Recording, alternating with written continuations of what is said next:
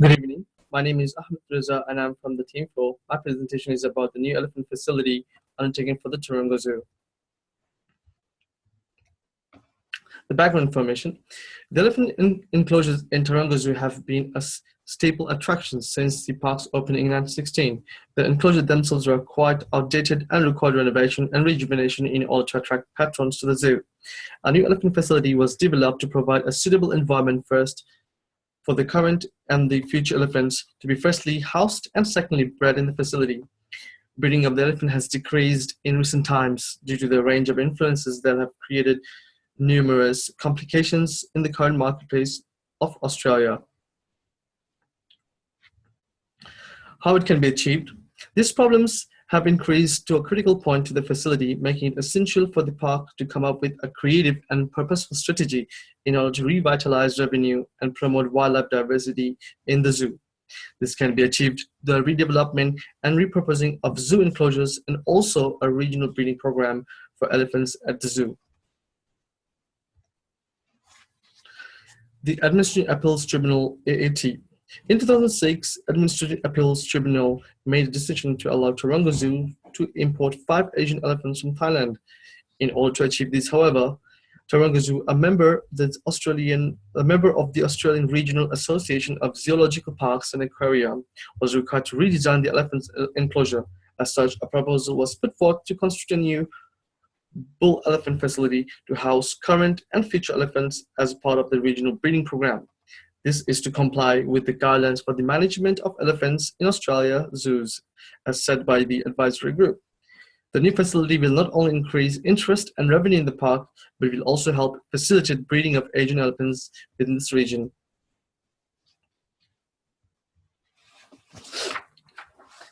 The objectives. There are two objectives, the short-term goals and the long-term goals. The short-term goals includes to examine the plan, initiate an upgrade of the enclosures in the zoo facility to adapt, incorporate the Indian elephant temple with park, introduce the new bull elephant holding facility, modify the yard, the paddock, landscaping, and vegetations. And the long-term goals are to import the elephants from different parts of Asia for breeding program, to commence the elephant breeding program and maintain it over extensive period of time, to upgrade the drainage pipes of the facility, thus improving its services. Its location. Taronga Zoo is located in the city of Sydney in the state of New South Wales. It lies on the north side of the Sydney Harbour in a location called Athol Bay. The new elephant facility will be located on the eastern part of the park, which can be accessed via Taronga Boulevard. The boulevard will also provide access for zoo staff and visitors to the elephant enclosure. Placing the new elephant facility in Taronga Zoo is quite advantageous as Sydney is the busiest city in Australia. The main allure of Taronga Zoo as a prime location is associated with the fact that the zoo can attract a high number of international and domestic tourists annually, meaning that it can offset and increase profitability after a project is completed. The scope. The project commenced work in 2006 and was not completed until 2015, spanning a total 10 years. The estimated cost for the project was $5 million. However, the project cost less than its projected figure, coming to a total of $4.3 million upon completion.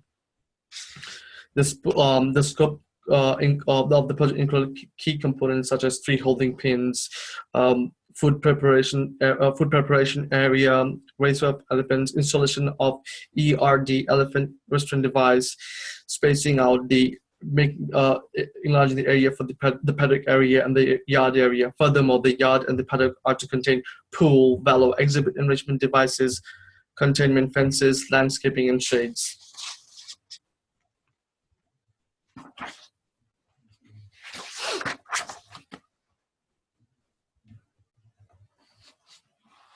Here is the work on structure for how the barn, paddock, and yard would be taking place over the time. Now we go for the implementation. The project was contracted to a construction and architect company by the name Jackson TC Architects and Cordell Construction. The project development and planning stage commenced in the late 2006. The construction of the project commenced in the mid mid-2007, and the project was completed in early 2015. The elephant enclosure has been constructed in conjunction with environment-friendly sustainable development principles, such as materials. The materials chosen include sustainable timber that has not been resourced from rainforest.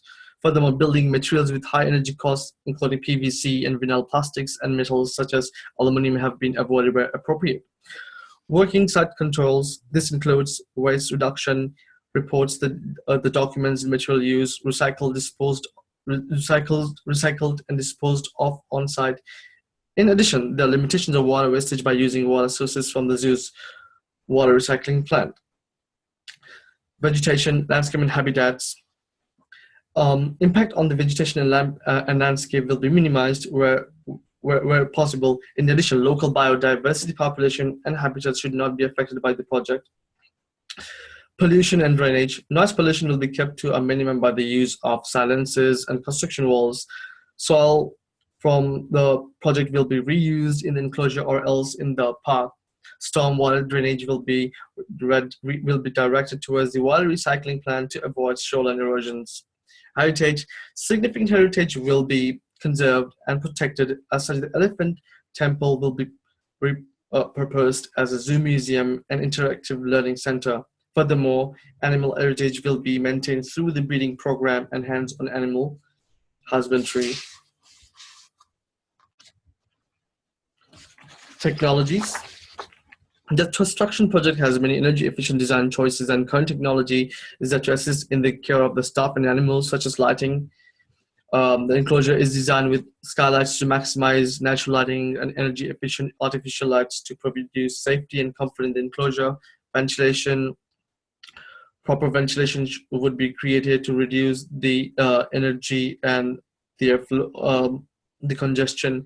Communication. Fiber optic cables have been installed in the enclosure to provide a reliable communication channel for data exchange. Generators for the backup energy if there is uncertainties with the electricity, and furthermore, monitoring and controlling the system.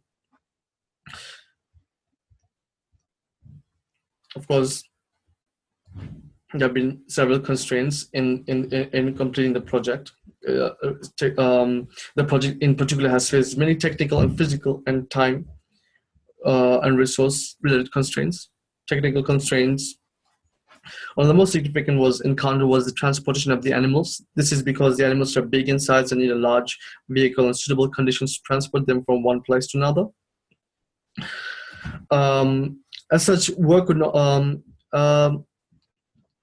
Another technical constraint was that the construction vehicle, which weigh more than 3 tons, could only be used on the major roads in the area, but not on the Prince Albert Street. This proved challenging to construction staff as they needed to find alternative methods to get some of the redevelopment work done. Physical constraints.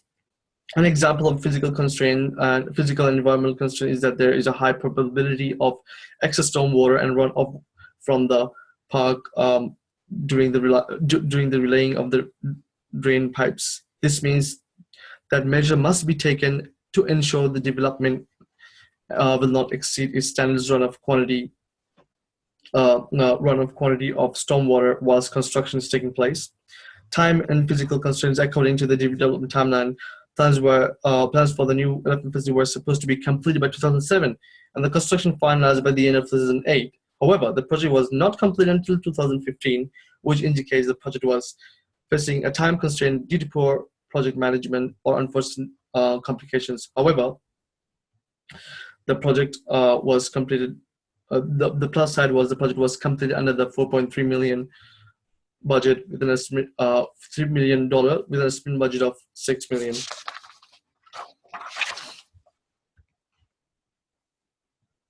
Estimation of planning. As mentioned earlier, the estimated cost was 5 million. The actual cost got to 4.3 million, and the construction was divided into 10 main stages. As you can see, site preparation, excavation, contouring, construction of building and exhibit elements, and so on. Final completion of the services.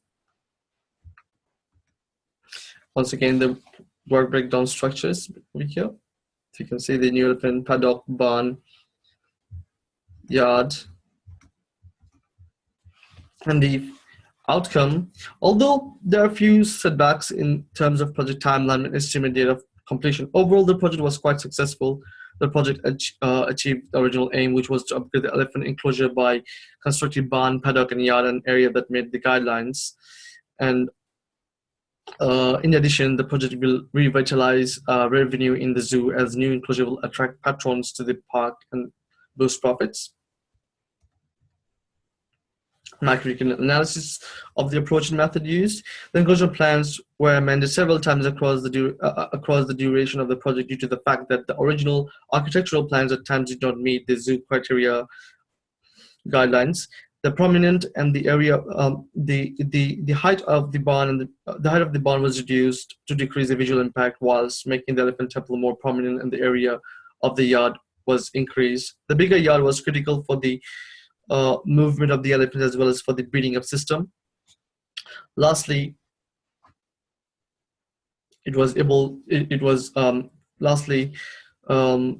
as mentioned, the initial cost of the project was huge, but it was able to complete within $4.3 million. Thank you.